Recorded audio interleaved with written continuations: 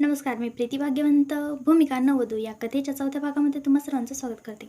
अभिजितचे कठोर बालपण समजल्यानंतर भूमिकाच्या मनातील राग तर आता मावळलेला आहे.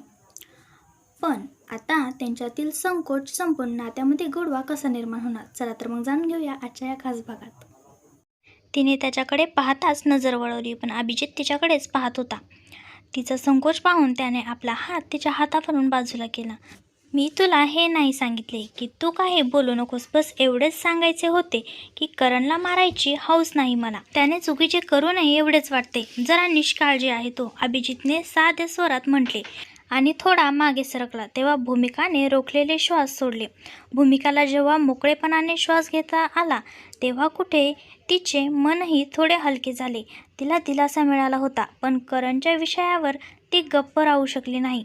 मारहाण केल्याने सुधारणा होत नसते, उलट ते तुमच्यापासून आणखीन दूर जातील. तसेही आता तो एवढा मोठा झाला आहे की तुम्ही त्याच्या आयुष्यात ढवळाढवळ करायला नको. अभिजितने हे ऐकून तिच्याकडे पाहिले. तो स्वतःकडे तिरक्या नजरेने पाहत असल्याचे पाहून भूमिका सावरून म्हणाली, एका मर्यादानंतर कोणाच्या आयुष्यात हस्तक्षेप केल्याने गुदमारल्यासारखे वाटते. ती व्यक्ती आपोआप दूर जाऊ लागते. तिच्या बोलण्यात गांभीर्य होते. अभिजितने तिला उत्तर दिले नाही, पण तो तिचे बोलणे तितक्याच लक्षपूर्वक ऐकत होता, जणू ते खूप महत्त्वाचे होते. तो काहीच बोलला नाही हे पाहून ती पुढे म्हणाली, चांगल्या वाईटाची जाणीव आई वडील सुद्धा एक ठराविक वयापर्यंतच करून देऊ शकतात. सोडून दिले पाहिजे. प्रत्येक वेळी तुम्ही त्यांना स्वतःचे बोट धरून चालू शकत नाही. तिचे बोलणे चुकीचे नव्हते. अभिजितने तरीही काही उत्तर दिले नाही. तेव्हा ती क्षणभर गप्प झाली. तुम्ही त्याच्यावर अशा प्रकारे हात उचलायला नको होता. या वयात योग्य अयोग्य काय हे त्याला समजेल. थोडेफार तर चालून जाते. मित्रांमध्ये थोडेफार झाले, त्याने दारू प्याली, बस. पुढे तो असे करणार नाही. आणि तसेही तो काही रोज दारू पिऊन धुंद होऊन येत नाही. मी तर कधी तसे पाहिले नाही. त्याने सांगितले की त्याच्या मित्रांना सवय होती म्हणून त्यांनी बळजबरीने पाजली. भूमिकाने त्याला समजवले आणि सोबतच घडलेले प्रकारही सांगून टाकला. अभिजित गंभीरपणे म्हणाला, जेव्हा बापाच्या दारूच्या व्यसनामुळे आईचे दागिने विकले गेले आणि स्वतःचे बालपण संपून गेले, तेव्हा मुलांना करमणुकीसाठी सुद्धा दारूला हात लावायचा अधिकार उरत नाही. आणि ती जी करणचा बचाव करण्यासाठी काहीतरी बोलणार होती, तिची जीभ पूर्णपणे शांत झाली. तिला प्रचंड आश्चर्य वाटले. अभिजितने हाताने आपले डोळे झाकून घेतले. कधी कधी सोडून देणे ही सोय नसते, तर ती नवीन अडचणी निर्माण करते. त्यानंतर तो शांत झाला आणि ती सुद्धा पूर्णपणे सुन्न झाली. त्याने जे म्हटले होते त्याचा अर्थ समजून घेतल्यानंतर तिला वाटले, ती जे समजते तेच बरोबर आहे का? तिची नजर अभिजितकडे वळाली. तो गरजेपेक्षा जास्त गंभीर होता, जबाबदार होता. त्याच्या बोलण्याने तिला पूर्णपणे विचारात पाडले होते.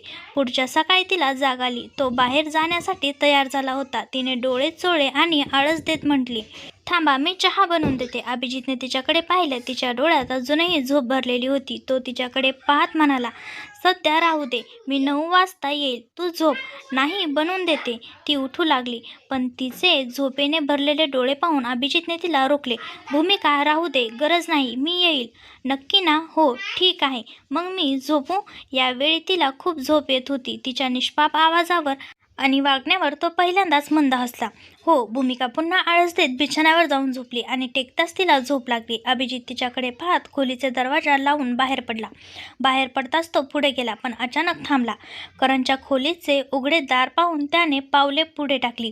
आत आल्यावर त्याने करणला अभ्यास टेबलवरच डोके ठेवून झोपलेले पाहिले. त्याची मेहनत पाहून त्याच्या मनाला थोडी शांती मिळाली.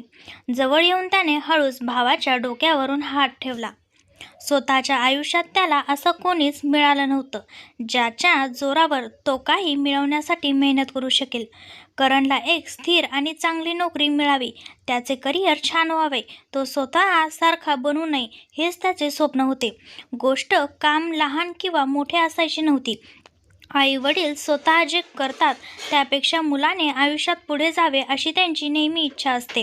मुलाने चांगले काम करावे आणि त्याने तर आपल्या भाऊ बहिणीसाठी बापाचे कर्तव्य बजावले होते. अभिजितने एक खोल श्वास घेतला आणि त्याच्या डोक्यावर हळूच थाप मारली. करण डचकून जागा झाला आणि भावाला पाहताच त्याची बोलती बंद झाली. भावा, मी आत्ताच झोपलो होतो. खरंच अभ्यास करत होतो. ही झोपायची जागा आहे का? जाऊन बिछाण्यावर झोप. पुस्तके पाहिली की झोप यायला लागते. नालायक कुठला, त्याने थोडे कडक आवाजात सुनावले. तेव्हा करण पुस्तके उघडू लागला. झोपेत वाचून काय फायदा होणार?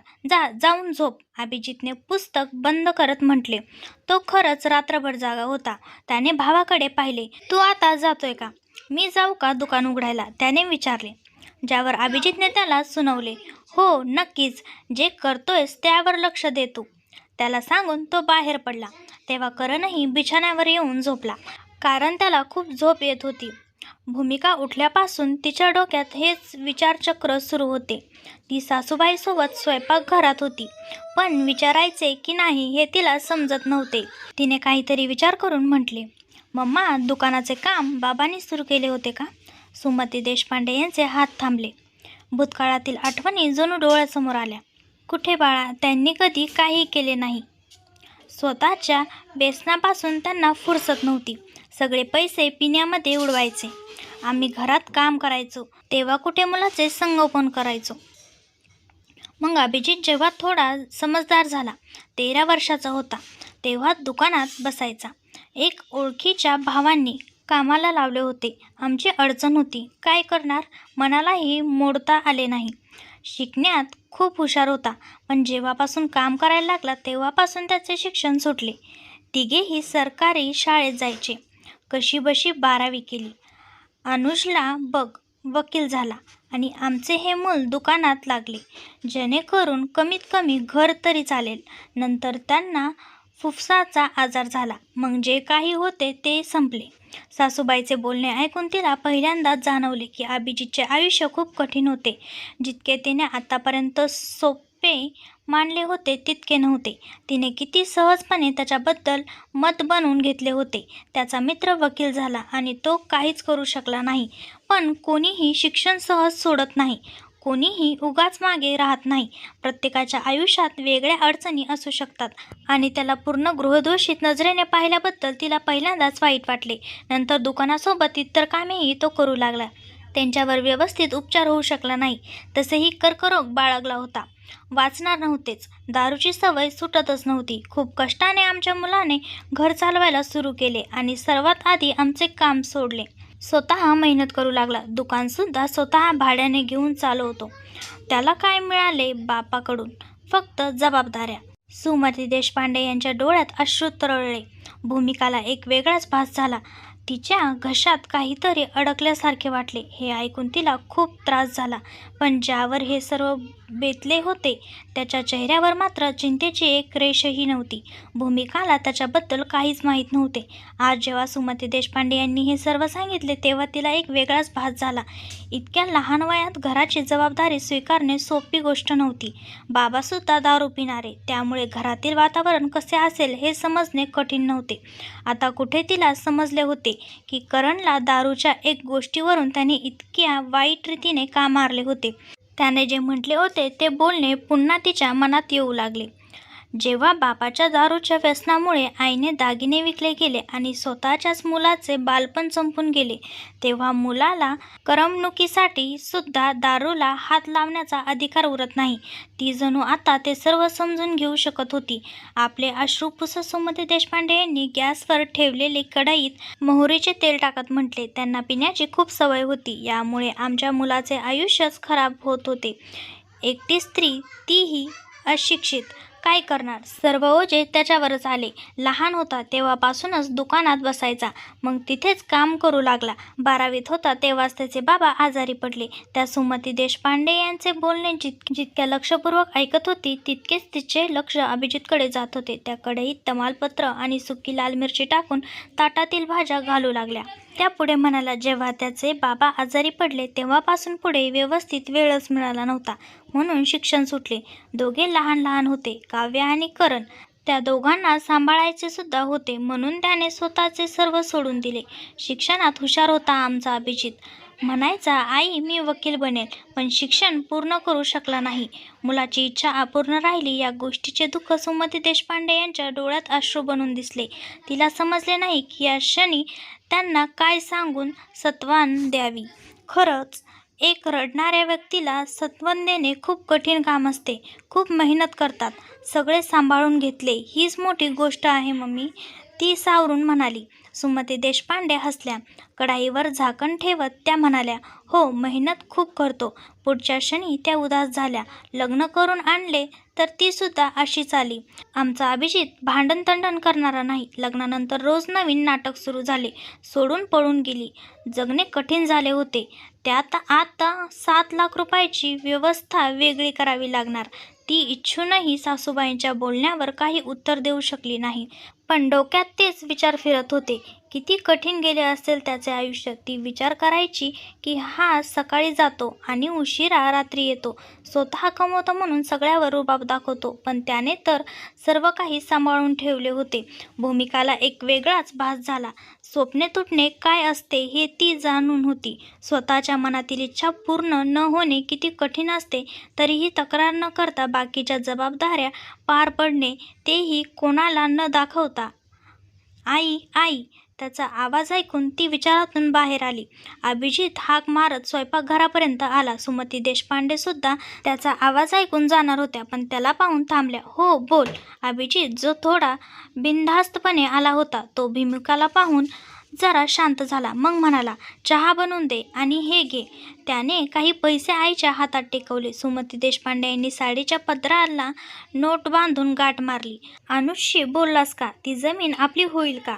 बोललो होतो. बघ कागदपत्रे बनली की पैसे थोडे जास्त मागत आहे काका. अभिजितने उत्तर दिले. तो पाण्याचा पेला घेण्यासाठी पुढे सरकला. तोपर्यंत भूमिकाने पाण्याने भरलेला पेला त्याच्याकडे सरकवला. त्याने तो हातात घेतला. मुलाचे बोलणे ऐकून सुमती देशपांडे चिडल्या. सगळ्यांचे सगळे आमच्या मुलाला लुटायला बसले आहेत. ज्याला जिथे संधी मिळाली तिथे फायदा उचलत राहिले. तो माणूस तर होताच तसा. त्याचा खूप फायदा उचलला. फसवून काही पैशात घेऊन आज त्याच जमिनीचा माज दाखवत आहे आणि वरून आपले बनवून दाखवतात. सासूबाईचे रागाने भरलेले बोलणे ऐकून तिने वाईट वाटून ओठ आवळले. संधीचा फायदा घेण्यासाठी आपलेच लोक पुढे आले तर माणसाने कोणाकडून अपेक्षा ठेवावी. पण एक सत्य हेही होते की वेळेला कोणीही कामा येत नाही. विशेषतः ते आपले ज्याच्याकडून सर्वात जास्त अपेक्षा असते. सोडून द्या. जमिनीची जी किंमत आहे ती देऊन तेव्हाच परत मिळेल. अभिजितने उत्तर दिले. पण सुमती देशपांडे अजूनही त्यांना दोष देत होत्या. वेगवेगळ्या शिव्यासुद्धा त्यांच्या तोंडून निघाल्या. त्यांना इतका राग आला होता. अभिजितने कसाबसा त्यांचा राग शांत केला. तोवर ती चहा बनवून घेऊन आली. अम्मा करण उठला नाही का?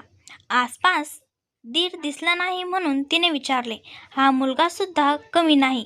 केवढे ऊन पडले आहे. सुमती देशपांडे वैतागून म्हणाल्या. आधीच डोके खराब झाले होते. त्या उठून मुलाला उठवायला जाणार होत्या की तितक्यात अभिजित म्हणाला, राहू दे आई, आता 9 वाजायला आले आहेत. थोड्या वेळाने उठव. त्याने उत्तर दिले. सकाळी तो झोपला होता हे त्यानेही पाहिले होते, म्हणूनच तो म्हणाला. भूमिकाने त्याच्याकडे पाहिले. मला तर वाटले मी उगाच बोलले. मग तुम्ही त्याला ओरडाल. अभिजितने थोडं डसकून तिच्याकडे पाहिले.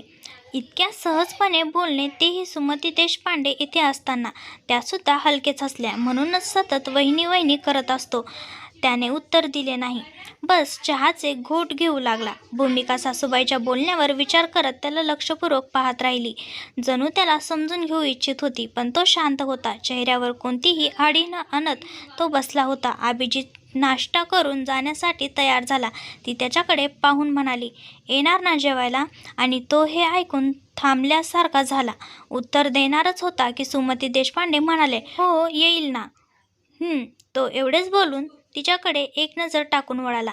माहीत नाही का, पण ती थोडी बदललेली वाटत होती. अजून तर त्यांच्यात काही बोलणेही झाले नव्हते. तितक्यात भूमिका मागे वळाली तर अचानक तिचा पाय मुरगळला. आहा! तिने सावरण्यासाठी खाट पकडली. नाही तर घसरून पडली असती. तिचा आवाज ऐकून तो थांबला. सुमती देशपांडे उठून तिच्याजवळ आल्या आणि तोही वळून तिच्याकडे आला. भूमिका सावरून उठू लागली, पण तिला हलक्या वेदना झाल्या. तितक्यात त्याने तिचा हात पकडला, आधार देऊन तिला खाटेवर बसवले.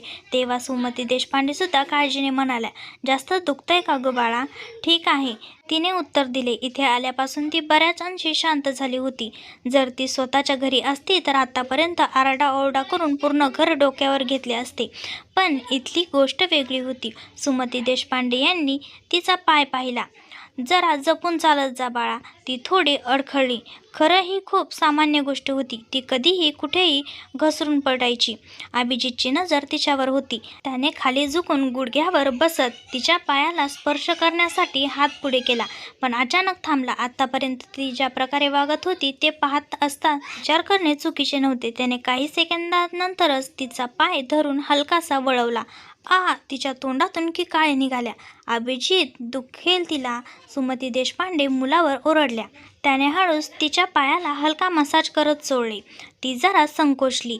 त्याचा स्पर्श मऊ होता. तो आता हात मागे घेत म्हणाला, जपून चाल, दुखेल. भूमिकाने मान हलवली. तो तिथून निघून गेला, पण ती त्याला जाताना पाहत राहिली. एक वेगळ्याच भावनेने तिच्या हृदयाला स्पर्श केला होता. तो काळजी घेणारा सुद्धा आहे हे तिने पहिल्यांदाच अनुभवले. नाहीतर आतापर्यंत ती त्याला फक्त एक रुबाबदार आणि खडूस माणूसच समजत होती. काही वेळाने करण डोळे चोळत खाली आला. त्याने आळस दिला. काय मग वहिनीसाहेब, काय झाले? तिला पाहून विचारत तो तिच्या जवळ येऊन बसला. सुमती देशपांडे यांनी मुलाकडे रागाने पाहिले. इतक्या उशिरा उठल्यामुळे त्या त्याच्यावर नाराज होत्या. करणने आईकडे पाहून तोंड वेडेवाकडे केले. काय आई तू पण? भाऊ नाही तर कमीत कमी तू तरी शांत राहू दे. आता ते इथे असते तर सुनवून डोके खराब केले असते. त्या क्षणी पावलाचा आवाज आला आणि अभिजितला पाहताच त्याच्या चेहऱ्याचा रंग उडाला. त्याने भावाकडे रागाने पाहिले. त्याच्या हातात एक मलमची ट्यूब होती, जी त्याने भूमिकाकडे दिली. करणची अवस्था वाईट झाली होती. भावाला पाहून तो बळजबरीचे हसला. वहिनी, काय झाले? मला सांगायचे ना, मी आणून दिले असते ना औषध. काही नाही, फक्त पायाला मुरगळा आला होता, तिने उत्तर दिले. विचार केला नव्हता की इतक्याशा गोष्टीसाठी तो मलम घेऊन येईल. तिला वाटले होते तो दुकानात निघून गेला. असे आहे तुझे डोके, मी असे खराब करेल की सरळ राहशील. काय अवस्था करून ठेवली आहे ही. जा आंघोळ करून ये, अभिजितने आपल्या रुबाबदार शैलीत म्हणाला.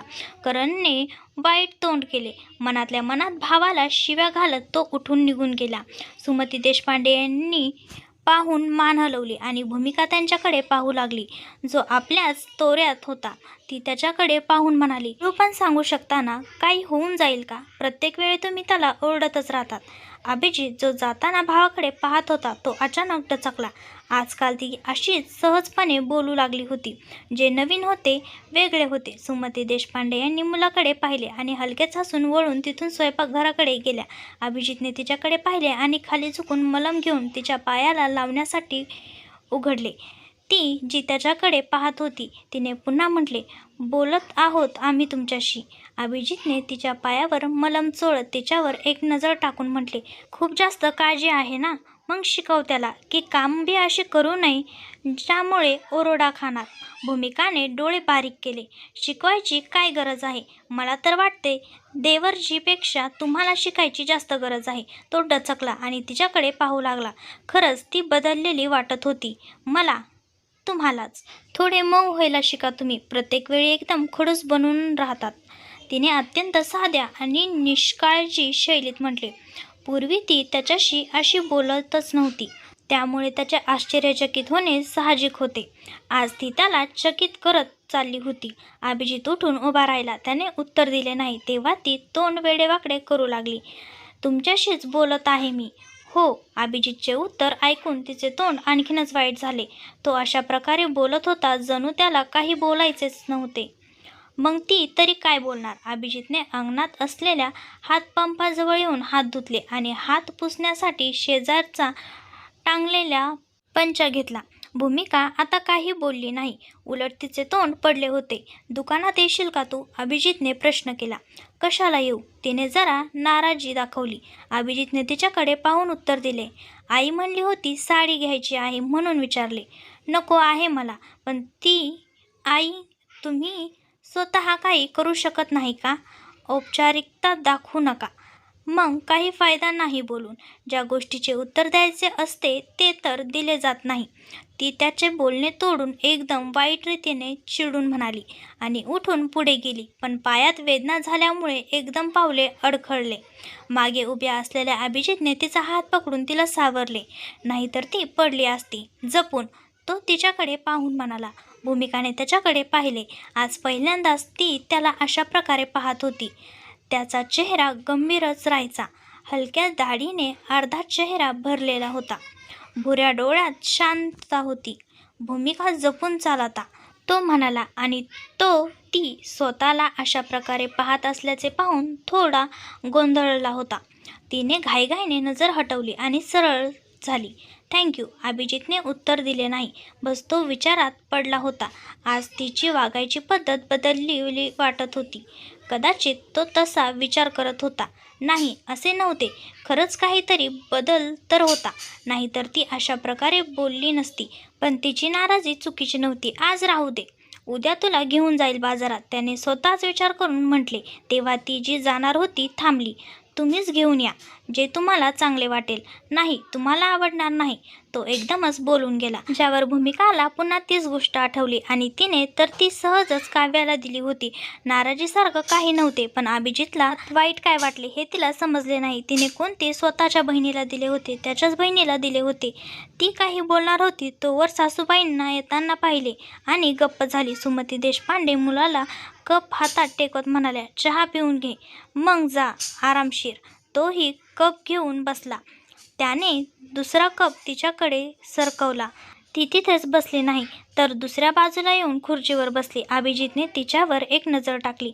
मगाशी ती आरामशीर करणसोबत बसली होती. आई, मला पण दे ना. करणचा आवाज आला. तेव्हा सुमती देशपांडे यांनी कप दिला आणि भूमिका हसली. बसा. तोही तिच्याजवळ येऊन बसला. वहिनी, आज छोले बनवाना. खूप छान बनवतेस तू. आता रात्रीच बनवू शकेल. चालेल चालेल. तसे पायाला काय झाले? हलकासा मुरगळा आला. दुखत असेल तर सांगा, डॉक्टरांकडे जाऊया. करणसोबत ती अत्यंत मोकळेपणाने बोलत होती. नाही नाही, ठीक आहे. अभिजित दुकानात आला होता. कपड्याच्या दुकानातील मुलांना जनरल स्टोअरवर पाठवून तो स्वतः ग्राहकांना दाखवू लागला. चौकातील हे दुकान छान चालू लागले होते. ग्राहकांशी बोलायची त्याची पद्धत वेगळी होती. तो नम्र स्वभावाचा होता. स्त्रिया साडी घेऊन बाहेर पडल्या. आत इथे कोणतेही ग्राहक नव्हते. त्याने डोकावून दुसऱ्या दुकानाकडे पाहिले. तिथे काही लोक होते. शंकरसोबत आणखीन एक मुलगा कामाला होता.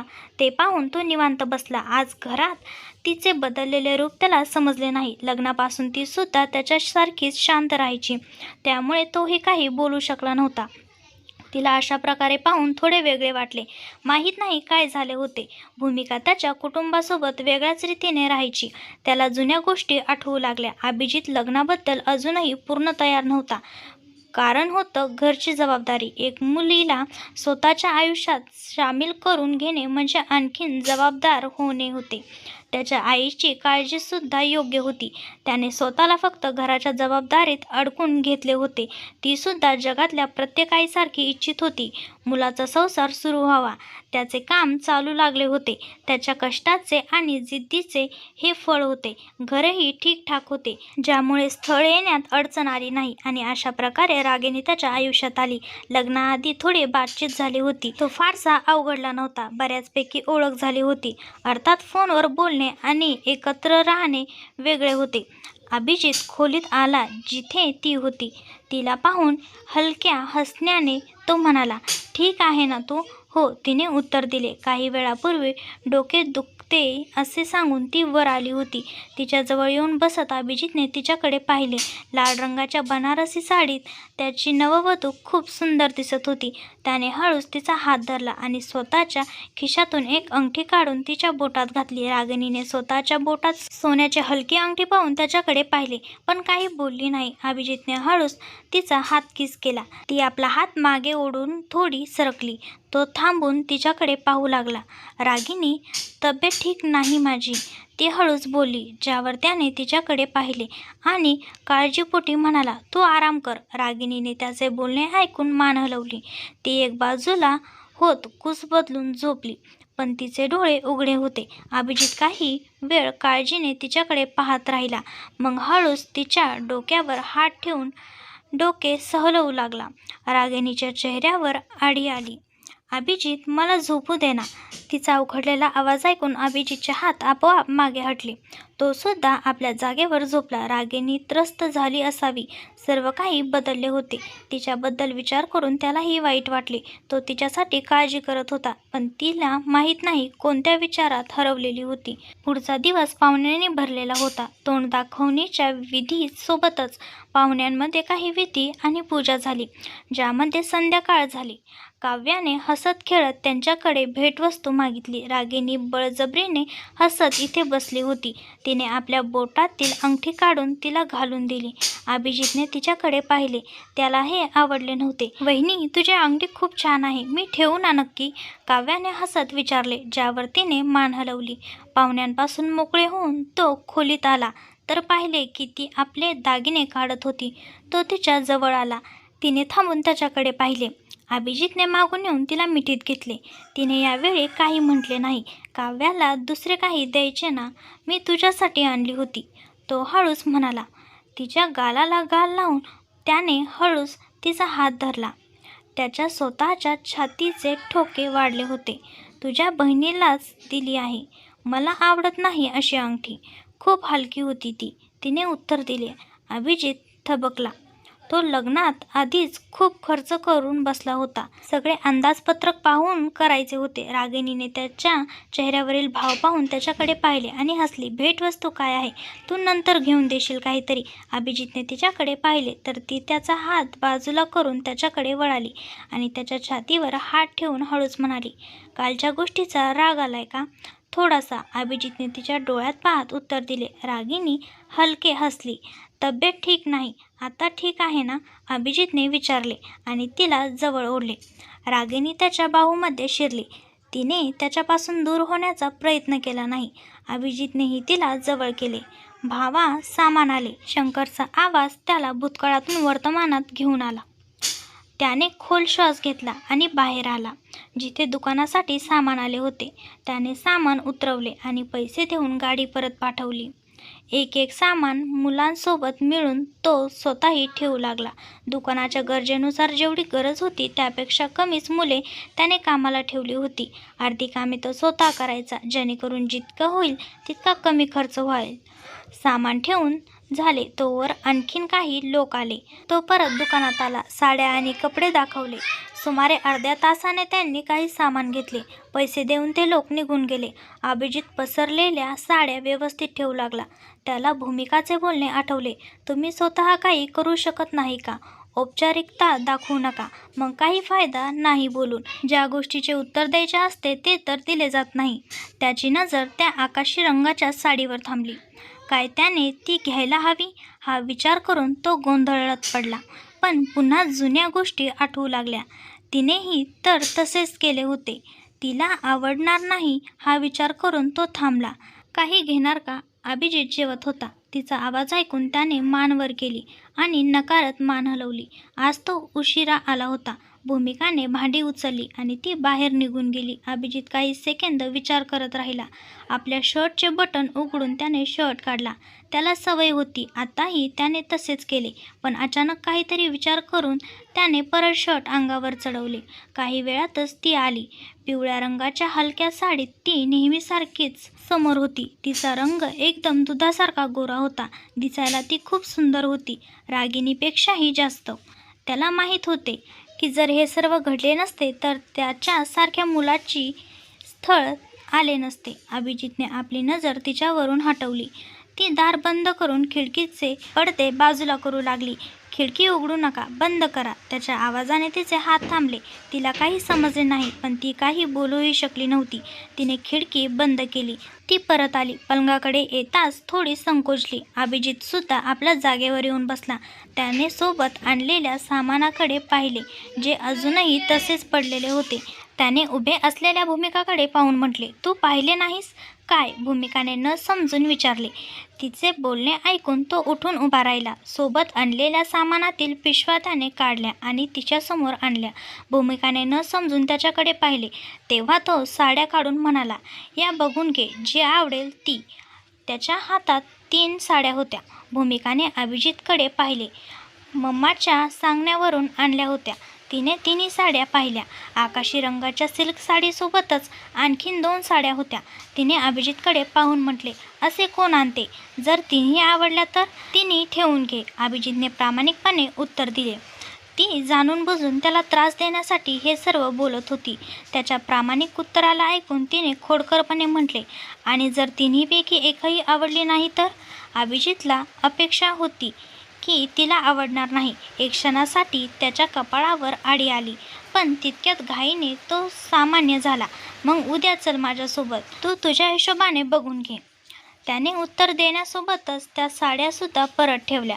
असे कोण देतं? भूमिका तोंड वेडेवाकडे करून म्हणाली, ज्यावर तो थपकून तिच्याकडे पाहू लागला. तुला आवडल्या नाहीत तर काही हरकत नाही, माझ्यासोबत चल. अभिजितचे बोलणे ऐकून तिने त्याच्याकडे पाहिले. तो नेहमीसारखा शांत होता. जसा तो वळणार होता तिने त्याच्या हातावर आपली तळहात ठेवली. द्या इकडे. त्याने तिच्याकडे पाहिले. भूमिकाने त्याच्या हातातून पिशवी घेतली आणि म्हणाली, मला ही आवडली आहे, मी घेऊ ना? तिने जांभळ्या रंगाची साडी घेतली. अभिजितने मान हलवली. तुला जर अजून आवडल्या असतील तर तू ठेवून घे. ठीक आहे, पण ही वाली नको, मला हा रंग आवडत नाही. तिने आकाशी रंगाची साडी सोडून दुसरीसुद्धा स्वतःकडे ठेवून घेतली. अभिजितने मान हलवली. ज्याची त्याची आवड होती. त्याने काही सेकंद त्या साडीकडे पाहिले आणि नंतर ती परत ठेवली. तिकडेच भूमिकाने दोन्ही साड्या कपाटात ठेवल्या आणि वळून दुसऱ्या बाजूला फिरतच म्हणाली, कोणाला काही द्यायचे असेल तर स्वतःच्या आवडीने दिले पाहिजे. मला वाटते इतका वेळ कोणावर घालू नये. ज्याला जे हवे आहे त्याला विचारून घेतले पाहिजे. अभिजितने न थांबता उत्तर दिले. त्याचे बोलणे ऐकून ती थबकली. तो तिच्यासाठी स्वतःच्या आवडीने काही आणत नव्हता, तर त्याने पर्याय दिले होते. म्हणजे तो तिच्यावर वेळ घालू इच्छित नव्हता. भूमिकाने त्याच्यावर नाराज नजर टाकली. अभिजित बिछाण्यावर आपल्या जागेवर येऊन बसला. थकल्यामुळे डोके दुखत होते. त्याने डोळे मिटलेच होते की तितक्यात तिचा आवाज आला, भेटवस्तू द्यायला येत नाही तुम्हाला? अभिजितला उगाचच तिचा आवाज कानात गुंजल्यासारखा वाटला. तू आणत जाऊ नकोस काही. इतकी विचित्र आवड आहे तुझी. भेटवस्तू द्यायला येत नसेल तर नको देत जाऊ. त्याने डोळे उघडले. तो तिला त्याच्याशी जोडू इच्छित नव्हता, पण तरीही माहीत नाही का डोक्यातून त्या गोष्टी जात नव्हत्या. भूमिकाकडे पाहणे तर दूर, त्याने काही उत्तर दिले नाही, ज्यावर ती गप्प झाली. अभिजितने सावरून म्हटले, हो मला येत नाही, म्हणूनच तुला म्हटलो होतो तू चल. हे काही बोलणे झाले नाही. भेटवस्तू म्हणत नाहीत त्याला, तिने तोंड वेडेवाकडे करत म्हटले. तो तिचे बोलणे ऐकून थबकला, पण त्याने काही उत्तर दिले नाही. त्याने आपले डोळे बंद केले. थकला आहात, झोपा आता, मी पण तुम्हाला त्रास द्यायला लागले. तिने जेव्हा त्याचे डोळे बंद झालेले पाहिले तेव्हा लगेचच सावरून म्हणाली. सासूबाईचे बोलणे तिला आठवू लागले. किती कठीण आयुष्य होते यांचे. मन झाले की बोलावे, पण आतापर्यंत त्याने स्वतःहून काही सांगितले नव्हते. जर ती बोलली असती तर विचित्र वाटले असते. हा विचार करून ती शांत झाली. अभिजीतचे डोळे बंद होते, पण तो झोपलेला नव्हता, तो जागाच होता. त्याने हालचाल ऐकली. वाटले ती दुसऱ्या बाजूला झोपली, म्हणून डोळे उघडून पाहिले. तिला झोपलेले पाहून त्याने खोल श्वास घेतला. भूमिकाला झोप येत नव्हती. ती कुस बदलून जशी सरळ झाली. त्याला जागे पाहून ती थांबल्यासारखी झाली. तिने त्याच्याकडे पाहिले. तुम्ही जागे आहात? अभिजितने हात डोक्याखाली ठेवून वरच्या बाजूला पाहायला सुरुवात केली, पण तो काही बोलला नाही. ती सुद्धा थोडी थांबली. तुम्ही उत्तर का देत नाही? मी तुमच्याशी बोलण्याचा प्रयत्न करते. एकतर तुमच्याकडे वेळ नसतो अभिजितजी, वरून तुम्ही असे शांत होऊन जातात. बोला. यावेळी त्याने मान वळून तिच्याकडे पाहून म्हटले. अभिजितच्या गंभीर रूपावर ती शांत झाली. त्याला थेट काही विचारणे योग्य होईल का या गोंधळात ती काही बोलू शकत नव्हती. तिची शांतता पाहून अभिजितने तिच्या बाजूला कुस बदलली. काही बोलायचे होते का तुम्हाला? भूमिका तशीच गोंधळलेली होती. ती अडखळत काही बोलणार तोवर तो म्हणाला, बोलायचे नाही का तुम्हाला काही? मग थेट बोलत जा, जसे तू बोलतेस, म्हणजे कोणता गोंधळ उरणार नाही. तर मित्रांनो, अभिजितचे हे काळजीवाहू रूप पाहून भूमिकाच्या मनामध्ये प्रेम निर्माण होईल का? पुढे काय घडणार आहे हे पाहण्यासाठी या कथेचा पुढील भाग नक्की पहा. कथा कशी वाटली हे कमेंट बॉक्समध्ये नक्की कळवा. व्हिडिओ आवडला असेल तर लाईक, शेअर आणि सबस्क्राईब करायला विसरू नका. मी प्रीती भाग्यवंत तुमची रजा घेते. तोपर्यंत पाहत राहा भूमिका नववधू.